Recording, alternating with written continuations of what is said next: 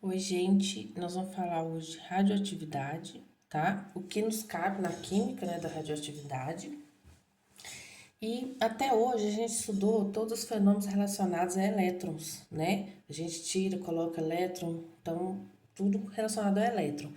A radioatividade, ela já é um fenômeno que relaciona com os prótons. Prótons, nêutrons, também elétrons, tá? Mas é a primeira vez que nós vamos mexer com o núcleo daquele átomo. Tá? Até hoje a gente não mexeu. Lembra que lá no início eu sempre falava com vocês, gente, a gente vai mexer só com o elétron, deixa o próton quietinho lá no núcleo, né? Então, a radioatividade já são reações que a gente chama de reações nucleares, né? Reação que o núcleo é afetado. Algumas vezes recebendo próton ou diminuindo o próton, também alterando seu número de nêutrons, tá? Algumas vezes alterando elétrons. Então, a gente vai mexer com núcleo. Bom, e como que a gente chama esse átomo que tem um núcleo radioativo, né? Ou seja, que ele altera o seu número de prótons, nêutrons e elétrons com o tempo? A gente chama de nuclídeo ou isótopo radioativo, tá? E a gente sempre tem o número atômico, o número de massa, a mesma coisa. A diferença é que com o tempo vai decair, né? Esse número de prótons, né? Vai alterar esses prótons e nêutrons, principalmente prótons e nêutrons, tá? Então a gente chama de não, desculpa, nuclídeo é o normal, né? O número de prótons e o número de massa, desculpa. É o que a gente tem, né, normalmente. E radionuclídeo ou radioisótopo é o que emite radiação, beleza? Então cuidado, gente, que lá na biologia a gente tem o nucleotídeo, né? Parece estranho, mas tem gente que fala comigo, mas não é a mesma coisa? Não, nuclídeo não é um nucleotídeo escrito errado, não. Não é comer um pedaço da palavra, não, tá?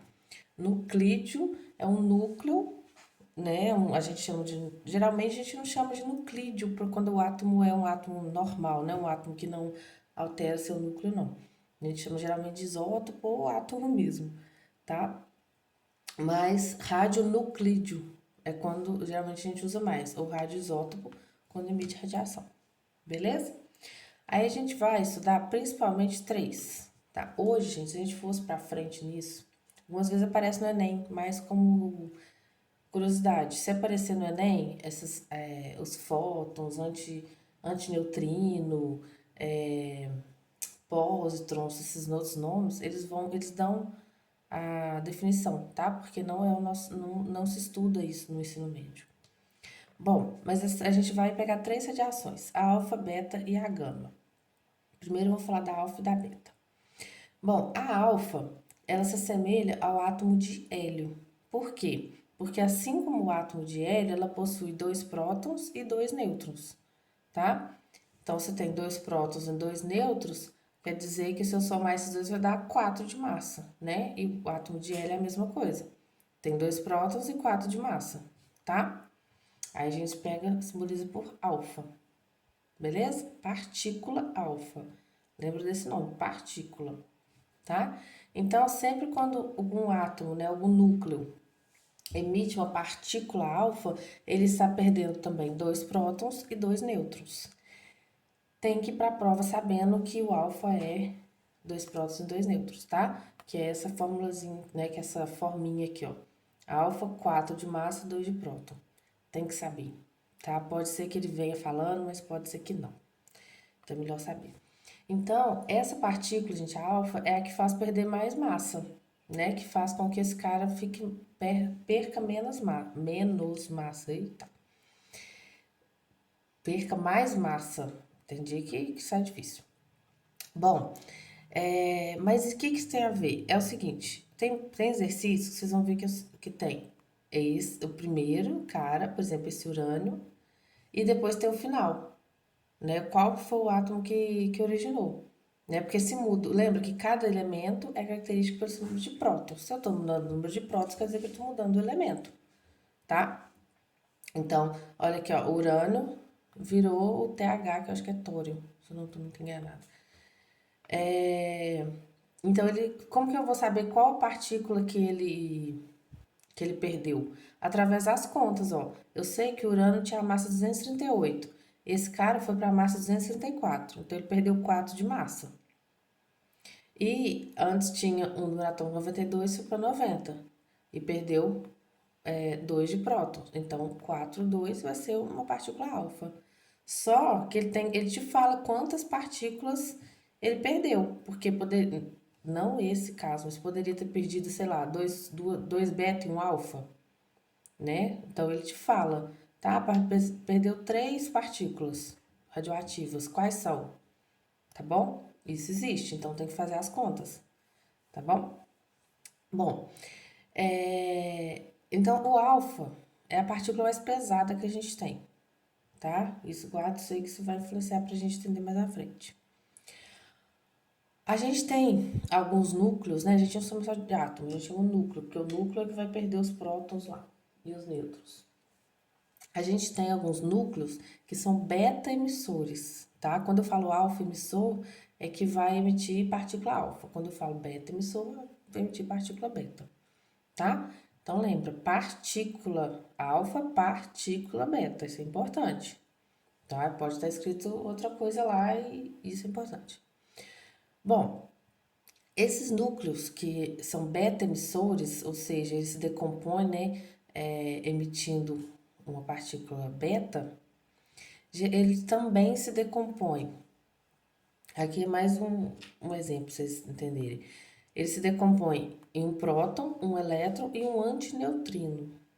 O antineutrino, gente, é um neutrino, é uma partícula que sempre está relacionada quando eu tenho também perda de elétron, tá? É uma partícula contra o nêutron, antinêutron, vamos dizer assim, né? Nesse caso é o antineutrino de elétron, tem antineutrino de outras coisas também, de outras partículas. O antineutrino de elétron é quando está envolvido o elétron também, beleza? E tem que guardar o que que é? Não, isso aqui é só para te falar que tem mais elementos juntos, tá? O que que eu tenho que guardar? Então, vou lá. Cadê? Aqui. Então, o que que eu tenho que guardar? Que quando eu tenho uma partícula beta, tá? Deixa eu ver se eu tenho... Aqui, ó, tá aqui, ó. Quando eu tenho uma partícula beta, eu tenho, vamos pensar, um próton, um elétron e um antineutrino sendo emitido, tá? O antineutrino é como se fosse o contrário do elétron, tá? Desculpa, o contrário do neutro. E neutro é neutro, então não tem carga. Tranquilo? Não esquente com isso. O próton permanece no núcleo, então ele libera um próton, mas ele permanece no núcleo.